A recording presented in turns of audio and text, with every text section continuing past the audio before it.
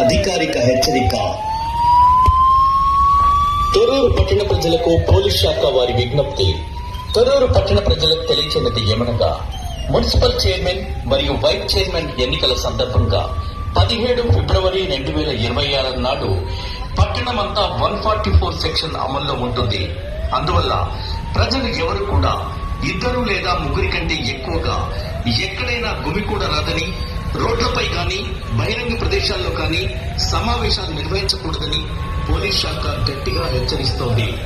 ఈ ఆదేశాలను అతిక్రమించినట్లయితే చట్టరీత్యా కఠిన చర్యలు తీసుకోబడతాయని సూచిస్తున్నాం. కావున పట్టణ ప్రజలందరూ ఈ విషయాన్ని గమనించి పోలీస్ శాఖ సహకరించవలసిందిగా విజ్ఞప్తి చేస్తున్నాం. ఇది తొర్రూరు పోలీసు వారి అధికారిక హెచ్చరిక.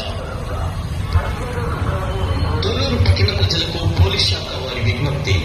తొర్రూరు పట్టణ ప్రజలకు తెలియచేయనిది ఏమనగా, మున్సిపల్ చైర్మన్ మరియు వైస్ చైర్మన్ ఎన్నికల సందర్భంగా 17 ఫిబ్రవరి 2026 నాడు పట్టణమంతా 144 సెక్షన్ అమల్లో ఉంటుంది.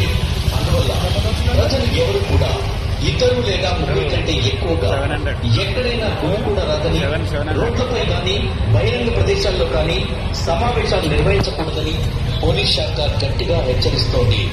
ఈ ఆదేశాలను అతిక్రమించినట్లయితే చట్టరీత్యా కఠిన చర్యలు తీసుకోబడతాయని సూచిస్తున్నాం.